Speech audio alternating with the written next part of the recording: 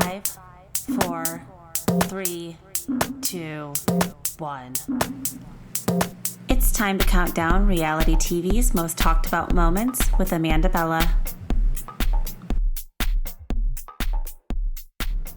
Hey everyone, welcome back to another episode of Bella Talks TV. This is Amanda Bella. I'm so excited to be back here with you another week, episode number 7, lucky number 7. Hopefully this will be my best episode yet. Now, if you were here last week when I was talking a little bit about things that I have coming up, I'm really excited to start having some guests coming on to record with me. So you guys can stay tuned to find out who my special guests are going to be coming up, hopefully on some holiday episodes. I would love to do some end of year wrap-ups. It's what's so great about having a countdown podcast is that I can do all kinds of different countdowns and lists for the end of the year. So little teasers for that coming up. And there's just so much to watch right now. I don't know about you guys, but it's definitely been a very busy schedule as far as just my TV watching. Someone asked me the other day, like, how many hours a week I watch of TV. And I mean, I didn't really even, it's kind of like when someone asks you your weight, you like take 10 off. I definitely did not give them the full truth.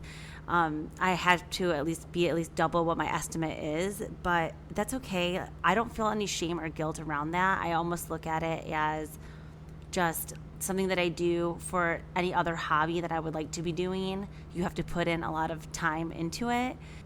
And this is just such a passion of mine, and I love podcasting so much. And then just in the combination of the shows and the different universes of television that I live in the communities, and just the whole experience of being not just a Bravo fan. I'm so inclined. It's so easy just to go to be like, oh, the Bravo, but it's not all about Bravo either. Again, there are so many other interests and things that I have in the TV world. So, and again, this is also Bella Talks TV. Like, even though, yes, primarily this is a reality TV show, I know that I will be getting more into some of the scripted shows again when they come back. Now, because of the SAG strike, there wasn't really a lot of scripted TV going on at the time that I started the podcast. There was, I think, probably the end of And Just Like That, which I cannot wait to start talking about that on here with you guys. And also, is Euphoria ever coming back? I know The White Lotus has definitely, it's funny, as soon as I said it on the pod, you guys heard it, I was like, oh, I hope season 3 comes back and we get to hear more about Aubrey Plaza's character and that it's like a longer season. It's exactly what we're getting. I cannot wait for the new season of that. And there's just a lot of good stuff coming up. So I'm glad that you're here again to join me on another week of talking about this insane world that we live in the entertainment space of reality TV. So let's get into what we're talking about this week. I actually want to start, if you're new to the pod, how the show typically works every week is I come on, I will talk about just some general show notes and things been going on that maybe aren't like items that are maybe didn't make the list. So kind of like some honorable mention stories, things that are happening that we won't be going over on in the countdown. And then I like to highlight a LOL and an OMG moment of the week. So similar to like the peak and the pit of the week, or when people do the rose and the thorn of the week, I like to do the LOL and the OMG of the week, a part that something in a show or something that happened that really had me laughing out loud. And then also any type of OMG moment. I mean, that is such a wide range. You'll see like the OMG moments of the week. They all are so different every week. So lots of crazy things that we see on TV that really make us be like, oh my gosh, what did I just see? So I like to go over a moment of that each week in this beginning portion. And then I do a top 5 countdown of TV's most talked about moments of the week. So we start at number 5, we work our way down to 1, and that's Bella Talks TV. So I would actually like to start this new beginning portion of the show doing a segment called kind of like what we're not talking about, because still, even though I'm highlighting these top 5 most talked about moments of the week, there are just some things going on out there on TV that I feel like no one is talking about, or maybe I'm missing the conversation and the community around it, but I have to talk about some of this stuff, and I'm like, where's the conversation? So maybe you guys can tell me too, like if you know where people are talking about this stuff, if there's podcasts that I don't know about that are going over these things, pages on Instagram or Twitter feeds, anything that I can do to get more information about some of this stuff. Because there's a few things that nobody's really talking about. And I'm like, wait, did I just miss this? So let's start this week with the things, yes, no one is talking about. And the first thing is the Selling Sunset recent season. So yes, Selling Sunset is one of those shows where you tend to watch it in one day. I know I did. It was actually a day after I got back in between BravoCon and my bachelorette party or something like that, where I was like, I needed a whole day in bed.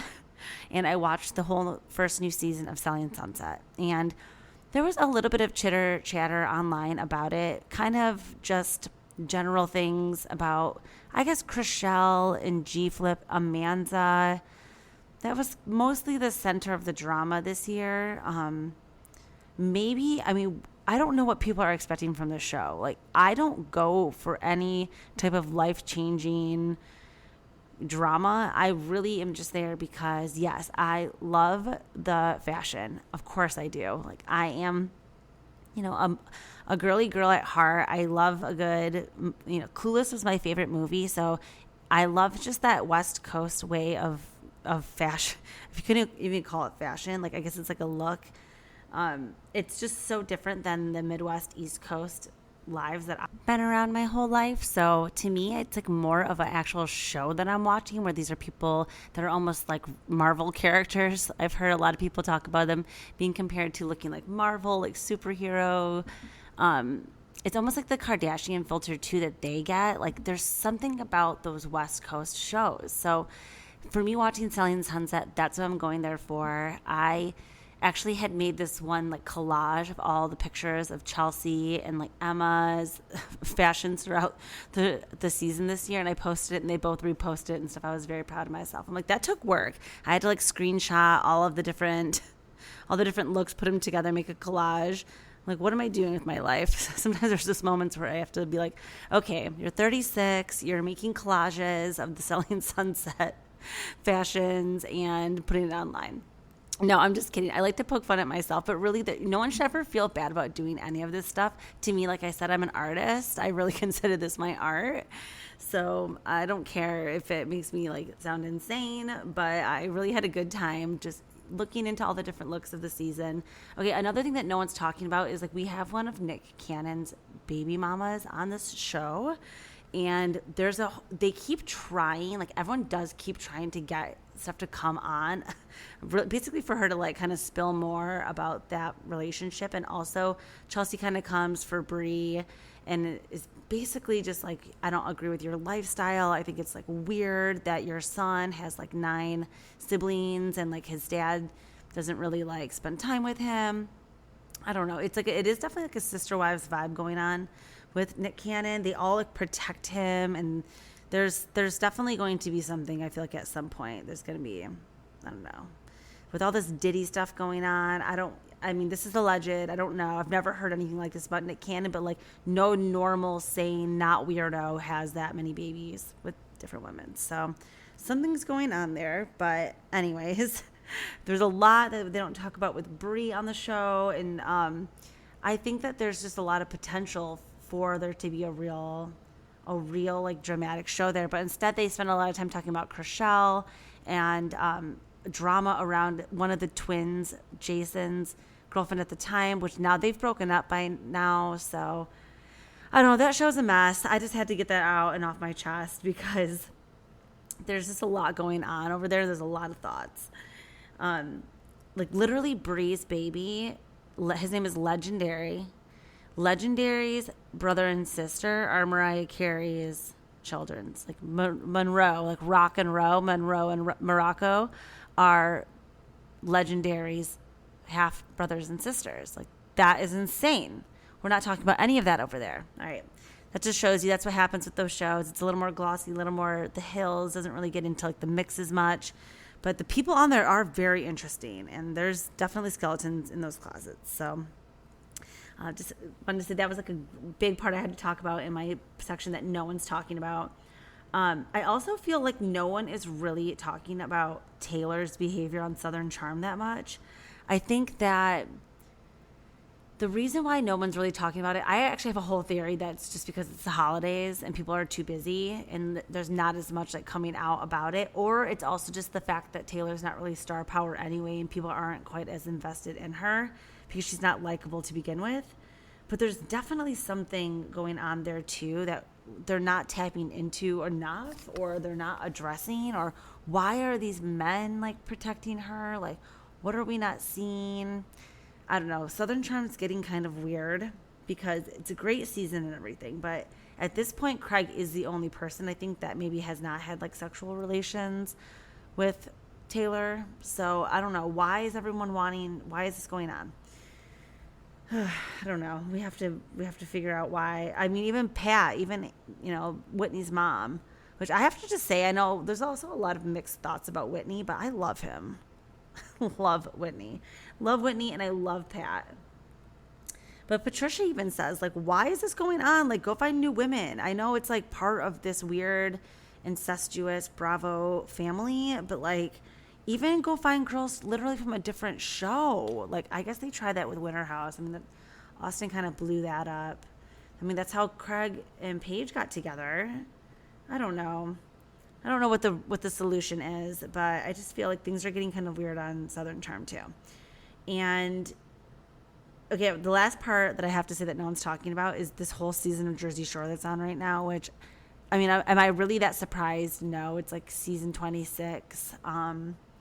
Family Vacation has been flopping. They brought a whole Ronnie back and Sam back, and still nobody's talking about it. So is it time? Is it time to say goodbye to Jersey Shore? Have we seen it all? Have we done it all? I mean, now they're tracking down Angelina's father, which is like mad respect. Maybe we're getting back to our teen, like our MTV teen mom. Like, maybe they need to go that way with the storylines now, or like producers. It's really, really like the fourth wall is all the way down. There's no wall. Production's in there with them. I mean, Paulie is probably the most private. Vinny too. Like, Vinny's like, I don't know. He's got some weird stuff too. There's definitely like deeper stuff that they could be showing with these people's storylines. But I mean, Jenny, she went through that crazy divorce with Roger. I mean, Angelina, yeah, she definitely shows the most, even though she's the most annoying. I don't know what the solution is over there too to like mix it up and like get it to be interesting again. I think everyone's maybe just moved on, and because they are just so iconic, people are going to tune in no matter what. So they do these vacations and they just pray something's going to happen. But a lot of stuff is like off-screen drama that they kind of have to bring on.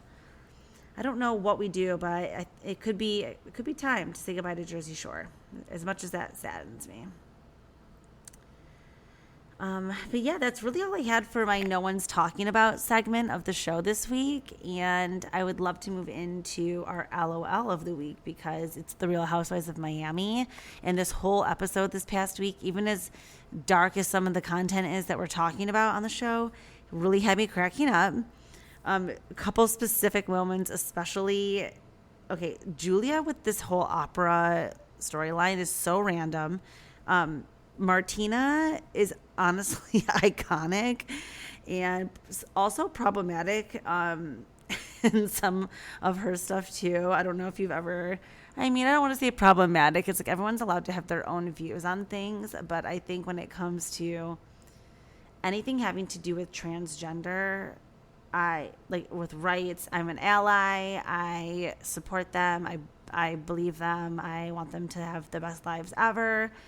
And I just feel like when it comes to sports, like why can't we just let people just, especially when it's like minors. So yeah, Martina, anyways. I love that Julia is learning opera for her fuck cancer party, all while going on while Gertie is telling the ladies that she has breast cancer.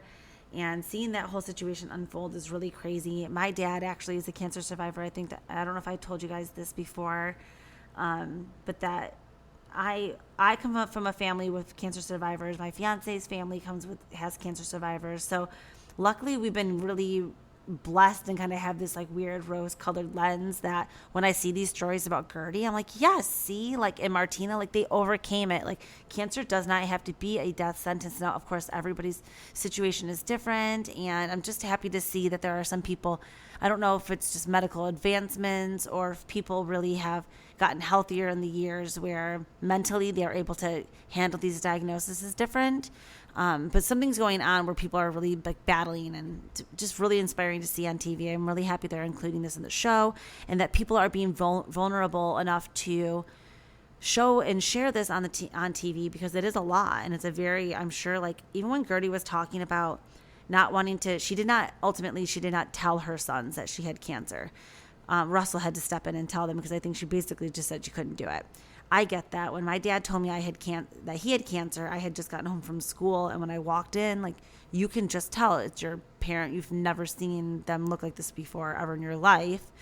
And he was sitting there, and my dad's like, pretty tough guy, and he had like a cloth in his hand, and I was just like, oh my God, has my dad been crying? Like, it really, you just know immediately what's going on, and that did kind of change me. Now, what went on after that, seeing my dad like, go through his whole journey, going through chemo, just, like Gertie, having no hair, like really just knowing that he was fighting for our family, it just meant everything to me. So I really respect her whole journey, and I understand why that would have been hard for her to tell him, because I know that was like one of my dad's hardest moments of his life too, was to look us in the eyes and tell us too what was going on. So always sending love and healing to Gertie. But anyways, back to the LOL moment. I didn't even mean to get into the Gertie thing like that, but I just needed to say that too, because that is such a thing that weighs on my heart when I talk about this show. Can't talk about it without talking about Gertie. But the LOL of the week is actually back to Julia. So when she's doing this opera, she's training for this opera, and they have the guy come over to her house. Actually, it's Adriana's house, which is a beautiful house that she's going to be doing for this party for Martina. And they're practicing on the piano. They're doing the scales. They're getting ready to do basically her whole opera practice. And now in Julia, I mean, oh, it's so hard not to laugh here. We're all laughing with her, not at her. But she looks absolutely insane while she's singing this opera, and she sounds crazy. But the guy's pretty impressed that's teaching her. And then he steps in. It's actually a duet. So he steps in to do the male part.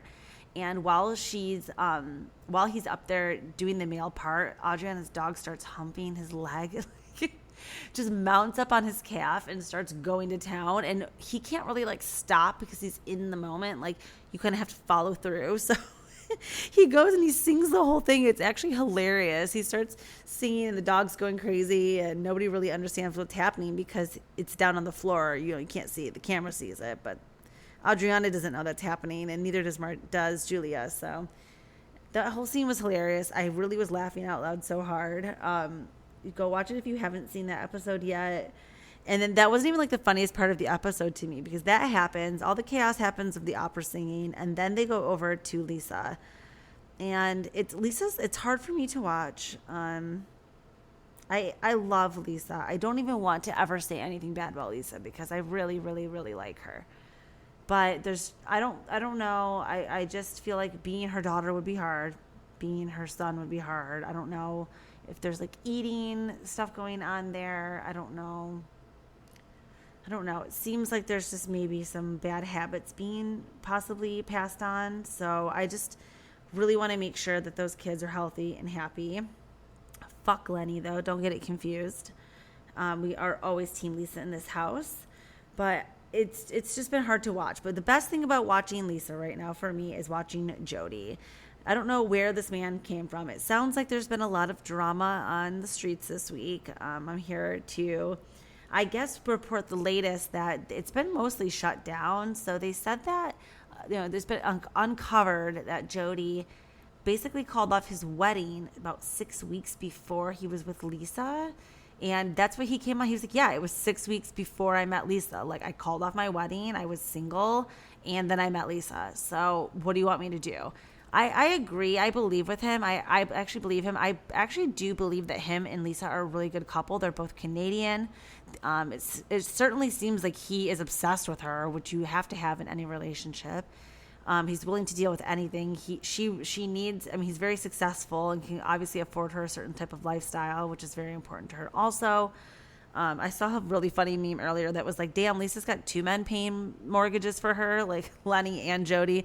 And it's like, and I can't even get a text back. Like, no, Lisa's out here working. She's doing it. She met Lenny as a bottle service girl in Vegas. So, she was on the up from day one, and she's not gonna go down kind of like Erika Jayne did. Erika Jayne had too much. I think she, at the end of the day, probably was smart. The way that she played it out, just because she had like legal things. Now, Lisa has nothing legal against her. She's just going through a divorce. But when it came to Erika Jayne, she just chose to be single and be like, no, and like kind of like flirt with the idea that maybe she was like, whatever, instead of just getting with another rich guy, because it's not good for optics. But Lisa did not give a fuck. She went right in with the rich guy the next day, as fast as possible. So it does seem like quick. A lot of the girls are questioning her motives and if they're moving too fast, and what the future will be if it's a rebound. But they're all rebounding. Larsa's rebounding from Scotty too. I mean, look at Larsa's rebound is way more questionable than Lisa's rebound. I mean, going for your ex-husband's arch nemesis's son, who's 15 years younger than you, is a little more problematic than just going for like a rich guy that was maybe married or was engaged 6 weeks before they met. Like, okay, if we're in the competition of, if we're in the problematic Olympics, it's not going to be, Larsa's always going to win that one. But I'm really just loving Jody. Another part that really had me laughing out loud was when they had on the screen, they put the Chiron on there, and it's like Guncle Joe.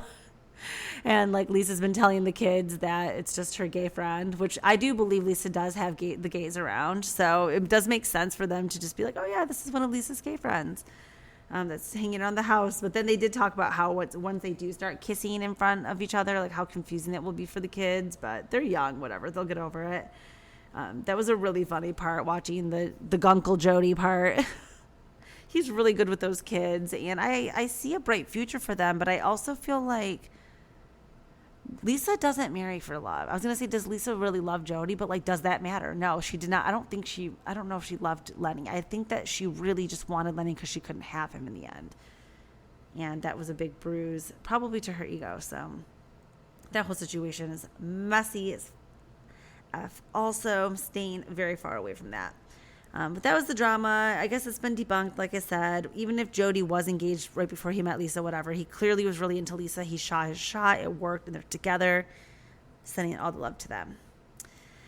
Moving on to my OMG of the week. I'm so excited to report that we have our first Love is Blind baby being born. And I know a lot of people were Googling, being like, oh, it's got to be Cameron and Lauren from season 1.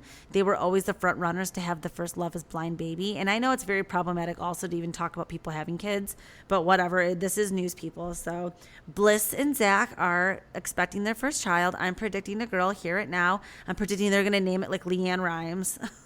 Or what was her name? Leanne Womack that sang I Hope You Dance. Oh my God, I'm going to cry. That was one of the most touching moments ever. If you don't know what I'm talking about, season 4, Love is Blind, Bliss and Zach, they bonded in the pods over the fact that they're both of their songs, kind of like their, favorite songs or most emotional tied songs, is I Hope You Dance by Leanne Womack, a very popular song from the 90s, 2000s.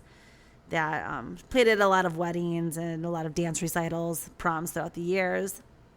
And they bonded over that, and then they played it at their wedding. Oh my gosh, not a dry eye. Everybody was crying at that wedding.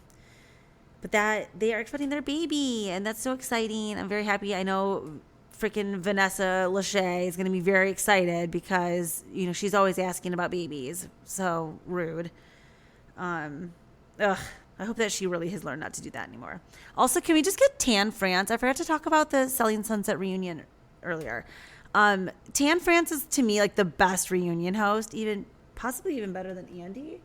I just love him. I think that he is like, he has a way of reading, like really reading through his face too. He'll just really get like a look on his face, and you'll know he's being shady. He has just a way of like connecting with the people on stage, like making them feel comfortable, laughing, asking the right questions, and getting the dirt. So, love you, Tanny, and I really loved that reunion. But anyways, I think that the Love is Blind reunions are great, but maybe we can get Tan France in there to host these next ones. Hear me, hear my cries, Tan France, Love is Blind reunions. Okay, so that was my OMG of the week. First baby being born. Yay, so exciting. And now we're moving on right into my top 5 countdown of the week. So I have so many things on this list that I wanted to talk about this week. It's been really hard to do a really solid roundup because there's been a lot going on, and to pick the top 5 is really hard. So I hope that you guys will kind of be on the same page with me with most of the stuff that I'm talking about. And if you haven't heard about any of this stuff, I hope that you do go check it out, because nothing that I'm watching and promoting anything is going to be, not worth your time. So, before we get into this top 5 countdown, let me just shout out 2 things. 2 documentaries you should be watching. One, the Netflix or the Amazon Prime. They're basically the same versions of each other, of the Twin Flame cult. I will talk about that maybe on next week's episode more, give people some time to watch it. But that is insane cult. I love a good cult documentary. So please go watch the Twin Flame, Escaping Twin Flames, Netflix. That's really, really good. And then also the Mother God got like that cult. I think that the Mother God cult is on HBO, on Max now they call it. So please go watch those 2. I got to talk to you guys about them. So I'll give you one more week to go catch up. It's the holidays, but download them, watch them on the plane when you're traveling home for Thanksgiving, or I guess it's already been Thanksgiving. Can you tell that I've just been living in a tornado of busyness? Christmas, even when you're traveling for upcoming Christmas and stuff, if you have time to watch those, I'd highly recommend. But back to my top 5 countdown of the week. So number 5, most talked about moment of the week that I've been seeing online. People are really into seeing Quad back on our screens with Married to Medicine. So of course, Phaedra's there too, and people are loving her. But the combination of last week's episode is so good when they're at Sweet Tea's Bachelorette. Sweet Tea's getting married to Dr. G. Dr. G is Quad's ex-husband. So Phaedra's being messy boots. She's bringing Sweet Tea's fiance's ex-wife to her bachelorette. Now, surprisingly, Sweet Tea takes it pretty well, and she actually seems to be quite the fan of the show, because she is excited to meet Quad and is like, yeah, she can stay. So it actually kind of like ends up backfiring in Phaedra's face a little bit, and then the girls kind of get mad at Phaedra for being messy and coming onto the show like that. And what people are not realizing is that Married to Medicine runs deep. This show has been on for 10 seasons, and yes, a lot of people don't watch it. You either missed it or you didn't. I don't know if you can go back and watch. I know that there are some people attempting to, but it's kind of, I don't know if I would go back and start it from the beginning. I feel like you kind of just had to be there throughout the years. However, if you are going to go back and watch, you've got to go back to season 1, because that is really where all of this stuff is rooted. And a lot of the same cast is still on the show. So Mariah is the original executive producer of the show, which is insane. And she was the one that put this show together, put these girls together, and was in the first iteration of the show in season 1.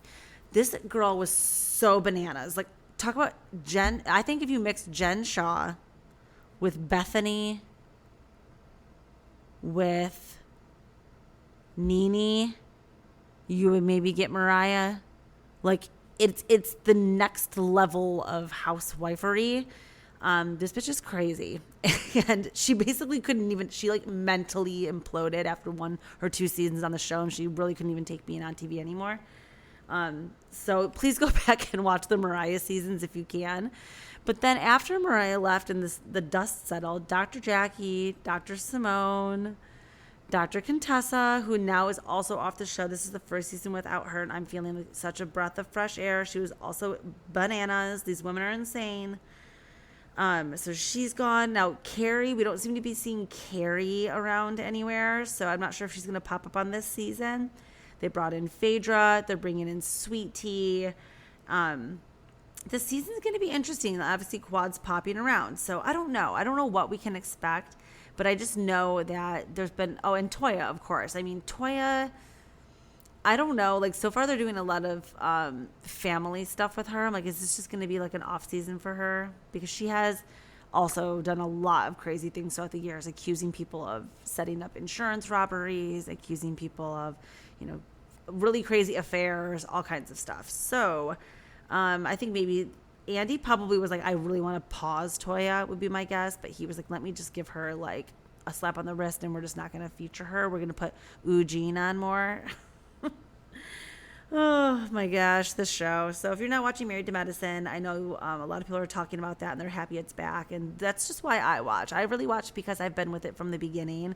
And I really see how these relationships have just... Oh, and Dr. Heavenly. Like, I didn't even touch on her, but she's such a key player. If you are a Dr. Heavenly fan, you'll get what I'm about to say. But when I was at BravoCon, it was day 3. I was delirious. I was in, like, these...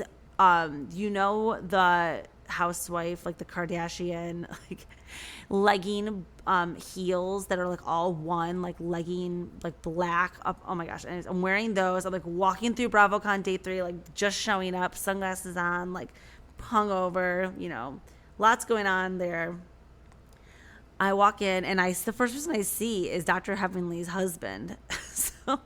And she calls him Daddy. And I just was like, Daddy. And I called out and he looked right at me and we made eye contact and he just kind of like pointed at me and we just had a really funny moment. I'm like, I can't believe I just shouted out Daddy to him. I just calling Dr. Heavenly's husband Daddy out in public. That was one of my favorite interactions. I kind of forgot that happened. But that's another reason why I love that. Dr. Heavenly, she's messy as hell too and just drives me insane, makes me want to pull my hair out, but would not be Married to Medicine without her. So go watch. 5 stars, recommend Married to Medicine.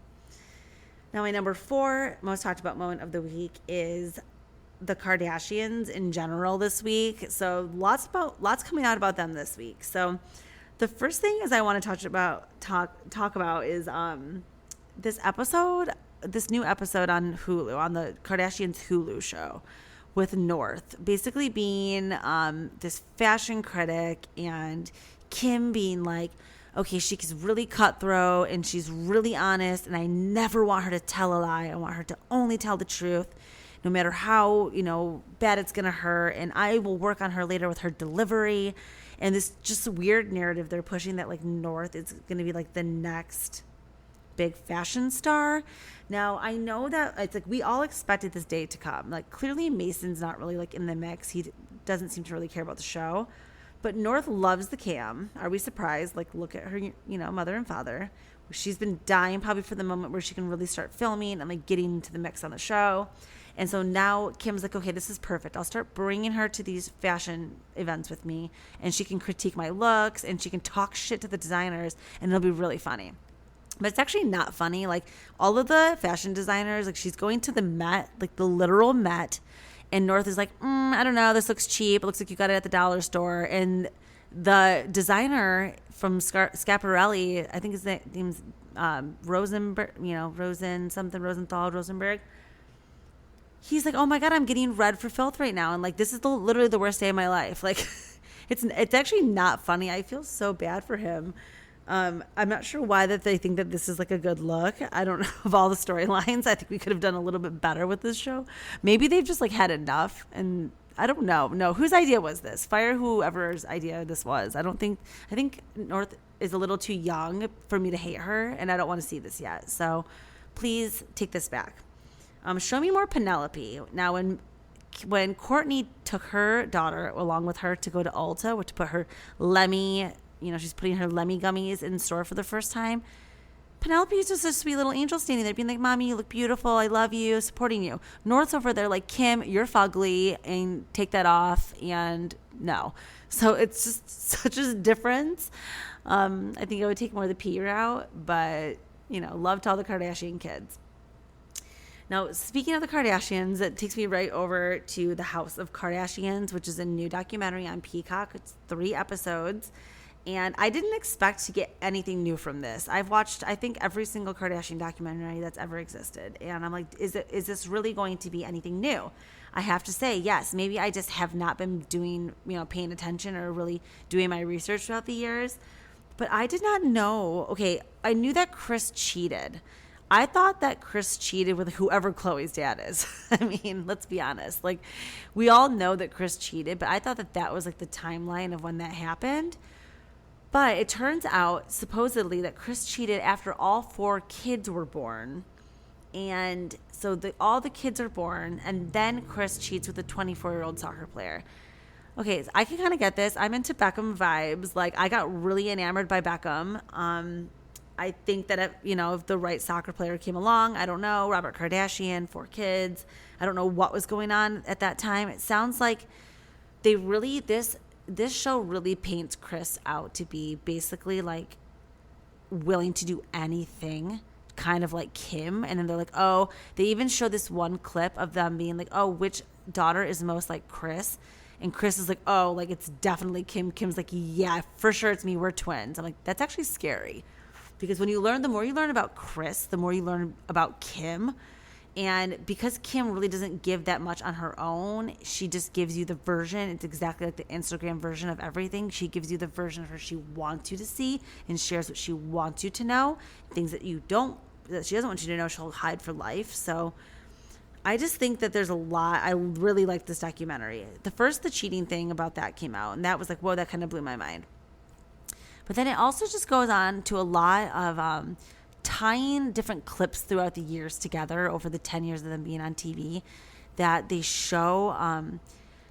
They get a lot into the Caitlyn stuff and just how that changed the whole dynamic. And again, what Kris was kind of willing to keep as a family secret. Like in the 3rd episode of the documentary, Caitlyn's the only the only Kardashian Jenner member of the family to actually be in this documentary that's like doing full interviews.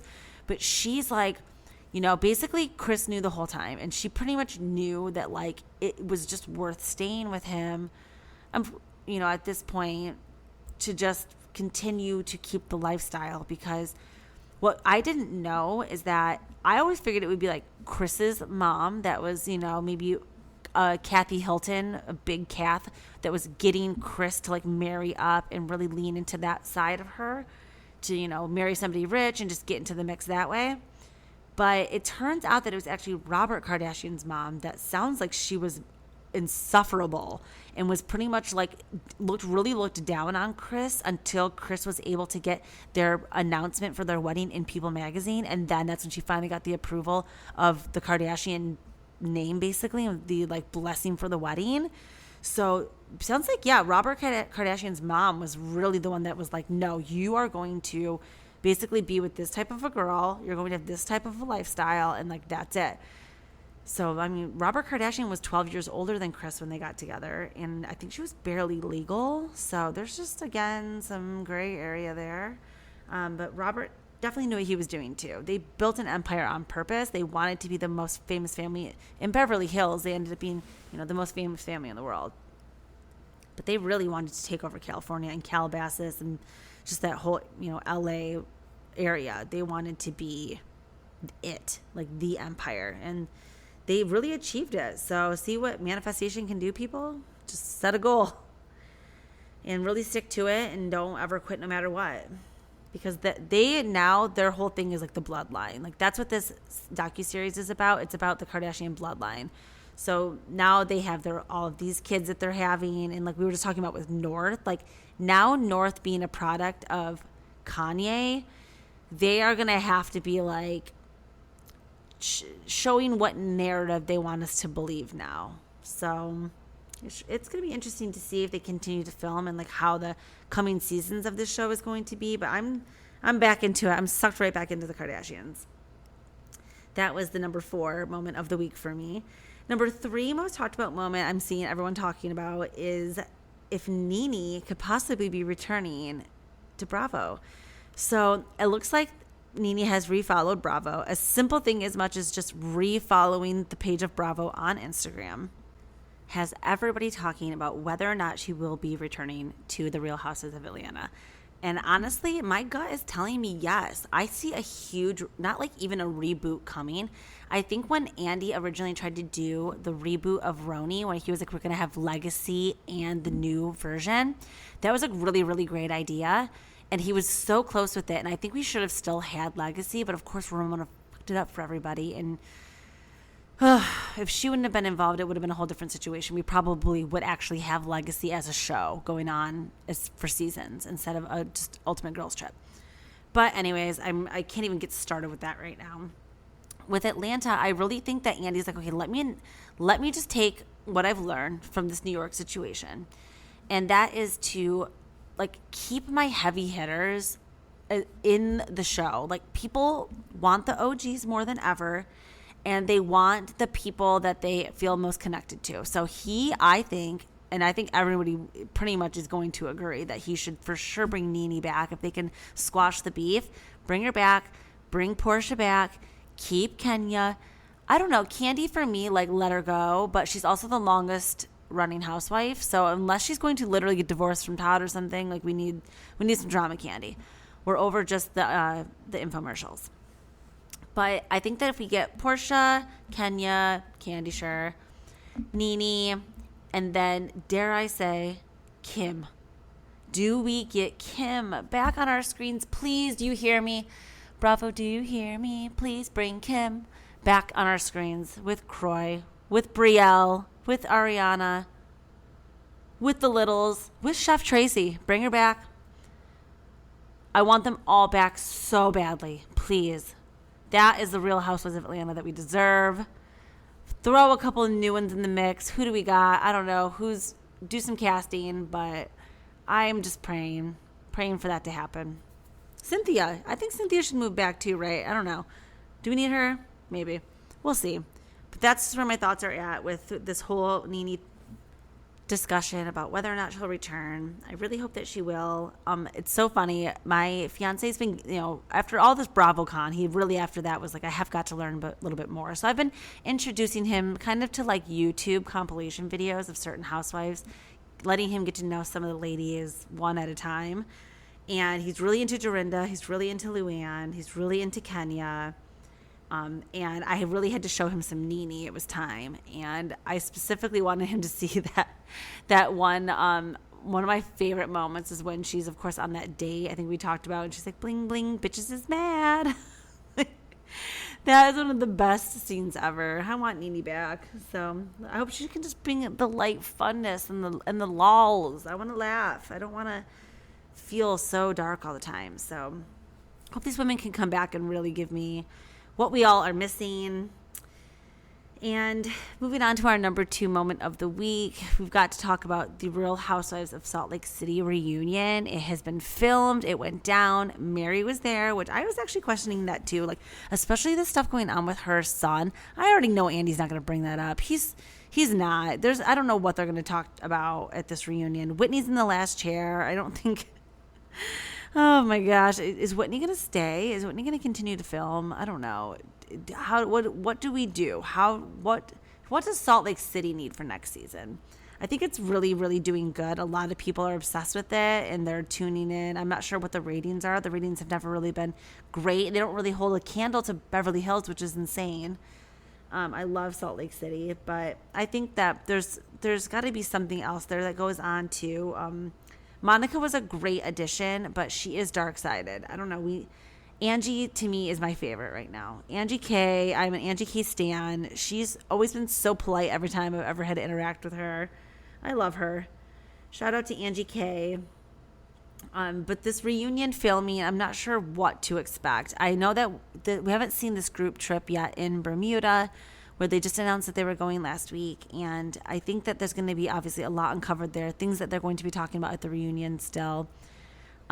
Is it Heather that's in the first chair on the other side? I can't remember, but I think that there's going to be a lot, yes, to be discussed with Heather and Monica.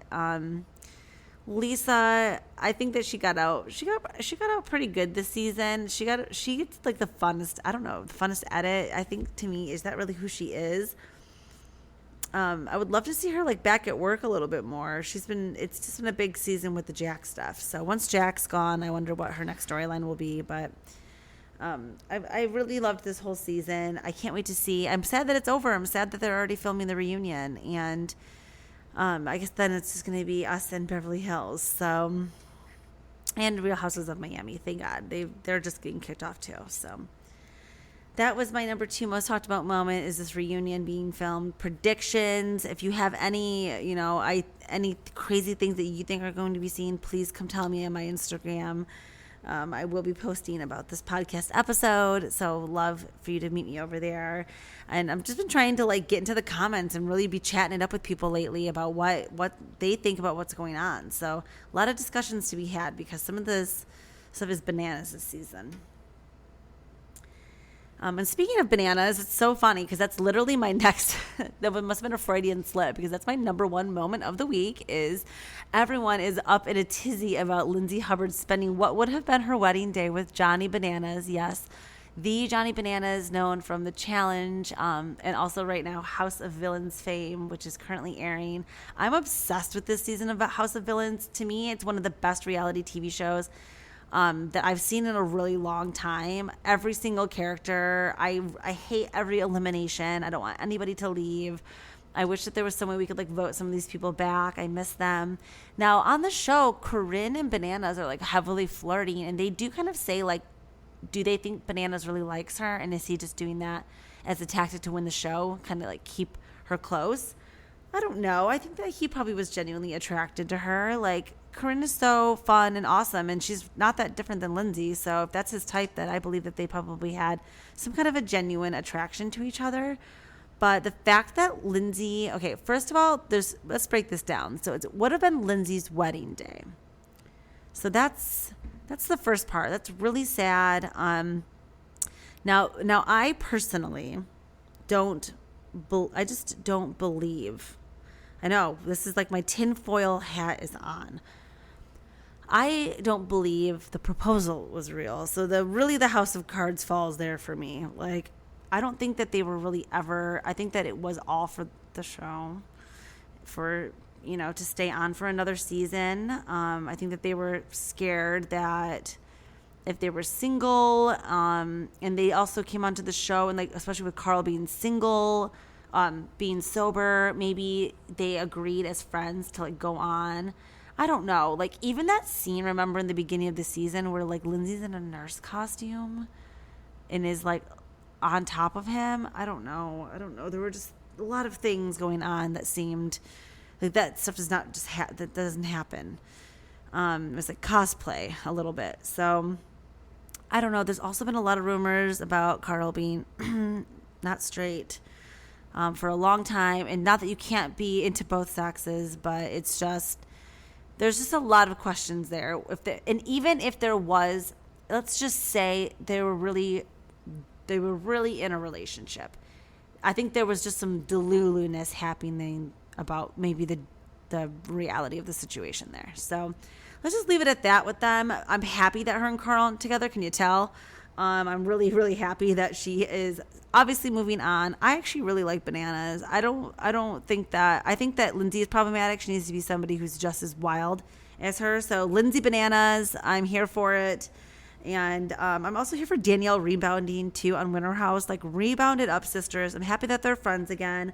I'm happy that Lindsay is doing her thing. And women, I am a woman that supports other women. So I'm actually here for all of that. And I'm glad that was the number 1 most talked about moment of the week. This was a really random week of collection of thoughts and streams of consciousness. But thank you so much for joining me here for another episode of Bella Talks TV. And again, I'm Amanda Bella, so please come find me on Instagram at Bella Talks TV. And also go find me on YouTube at Bella Talks TV 1 is my channel. I am going to be starting to record more episodes with video. I've been playing around. I have a few videos I've taken. I don't always take them. I actually just moved my mic out into the living room today because I wanted to sit on the couch and start trying to play around with recording, not at my desk all the time, switching it up. Maybe getting like a new little set here to record some cool videos. So thank you all for joining me again and being here and supporting me. Please be sure to leave me a little comment, a review, a 5-star, so that people can know that, I'm the real deal here. I am the fan. I am really passionate about this stuff. I think about this from the time I get up to the time I go to bed. It means everything that you join me here to talk about this stuff. And thank you very much again. I will see you all next week. Ciao, Bellas. Bella Talks TV is recorded, edited, and produced by me, Amanda Bella.